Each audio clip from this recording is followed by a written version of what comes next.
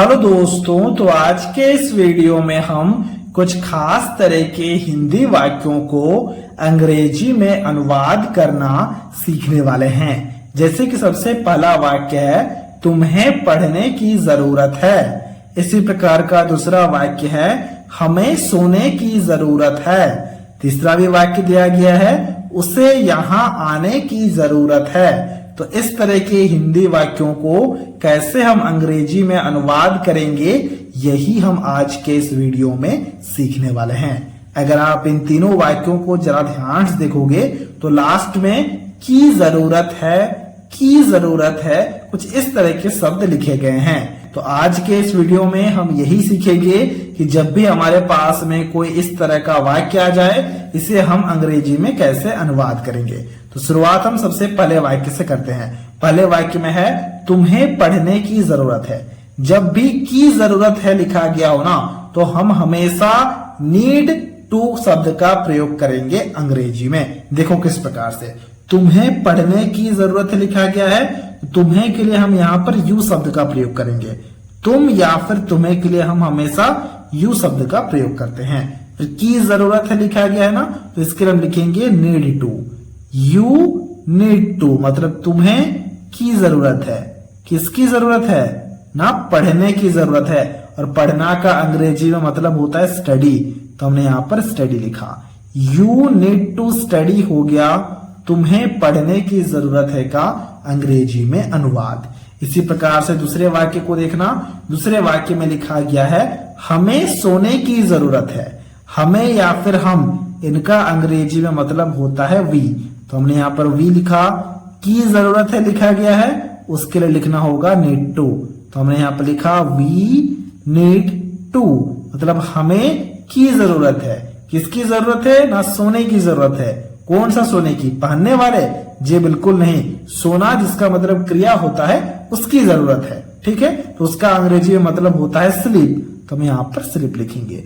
We need to sleep हो गया हमें सोने की जरूरत है का अंग्रेजी में अनुवाद। इसी प्रकार से देखना यहाँ पर तीसरे वाक्य को। तीसरे वाक्य में लिखा गया, उसे यहाँ आने की जरूरत है। अब उसे का अंग्रेजी में मतलब होगा ही।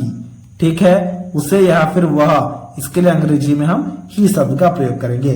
की जरूरत है लिखा गया है, यहाँ पर भी हम नीड टू का प्रयोग करेंगे। लेकिन हमें एक बात को जरा ध्यान से देखना होगा, क्योंकि ही लिखा गया है ना, इसलिए हमें यहाँ पर एक एस लगाना होगा। जब भी ही, सी, इट, दिस, दैट लग जाएगा तो हम नीड टू नहीं लिखेंगे, हम नीड्स टू लिखेंगे। तो हमने यहाँ पर लिखा ही नीड्स टू मतलब उसे की जरूरत है। न किसकी जरूरत है, ना आने की जरूरत है। और आना का अंग्रेजी मतलब होता है कम।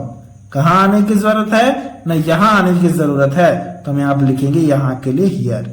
ही नीड्स टू कम हियर हो गया उससे यहाँ आने की जरूरत है का अंग्रेजी में अनुवाद। इसी प्रकार से यहाँ पर चौथे वाक्य को देखना। चौथे वाक्य में लिखा गया है, हमें बात करने की जरूरत है। हमें के लिए हम क्या लिखेंगे, हमें के लिए हम लिखेंगे वी, तो हमने यहाँ पर वी लिखा।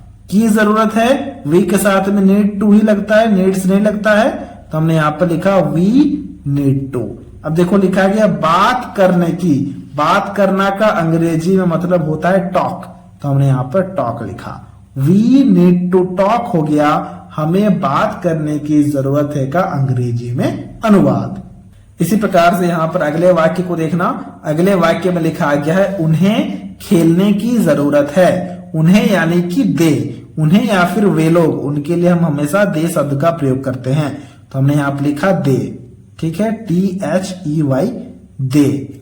की जरूरत है, तो की जरूरत है के लिए हम लिखेंगे दे नीड टू। ठीक है, दे नीड टू क्या ना, उन्हें खेलने की जरूरत है। और खेलना का अंग्रेजी में मतलब होता है प्ले, तो हम यहाँ पर प्ले लिखेंगे। दे नीड टू प्ले हो गया उन्हें खेलने की जरूरत है का अंग्रेजी में अनुवाद। इसी प्रकार से जो अगला वाक्य है, इसके ट्रांसलेशन को अभी आपको खुद से करना है। वाक्य है, मुझे दौड़ने की जरूरत है। अब आपको इसके ट्रांसलेशन को खुद से करना है और हमसे कमेंट बॉक्स में जरूर शेयर करना है। दौड़ना का अंग्रेजी में मतलब होता है रन। मैं यहाँ पर लिख देता हूं ताकि कोई भी कंफ्यूजन ना हो। अब आप इसके ट्रांसलेशन को काफी आसानी से कर पाओगे। तो ये था आज का वीडियो। अगर आपको ये वीडियो अच्छा लगा है तो इस वीडियो को एक लाइक जरूर से जरूर कर देना, और कुछ इसी तरह के वीडियोस को देखने के लिए आप हमारे चैनल को भी सब्सक्राइब कर सकते हो।